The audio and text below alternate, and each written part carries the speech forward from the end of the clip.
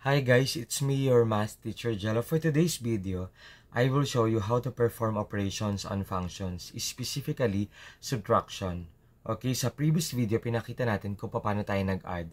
So this time, let's subtract naman. The given is, actually same given tayo.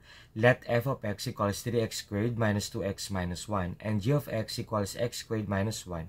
Find the quantity of f minus g of x. So let's have the solution.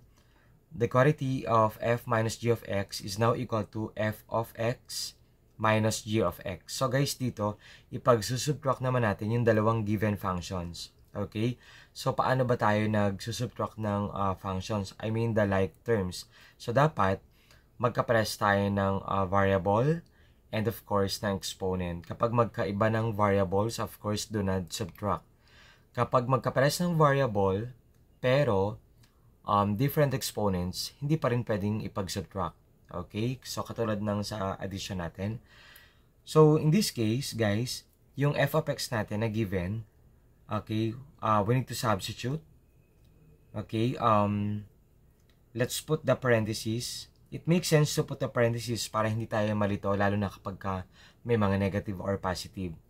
Lalo na kapag subtraction din. Okay? So, 3x squared minus 2x minus 1. Of course, is being subtracted. Yung g of x natin ay x squared minus 1. Okay, it makes sense to put the parenthesis minus 1.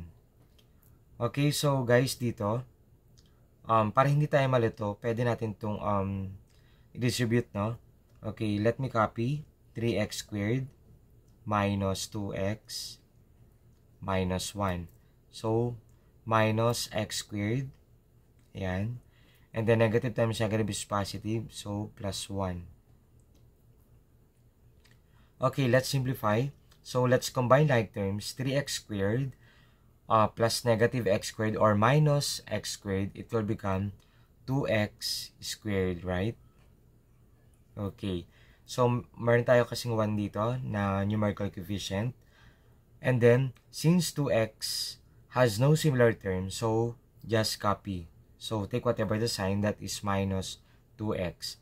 And, negative 1 plus 1, that is actually equal to 0, right? So, the answer when we subtract the two given functions is 2x squared minus 2x. So, this is now the answer. Ganun lang kasimple at kadali. Kung meron kayong natutunan sa video ito, kindly like and share. Thank you for watching.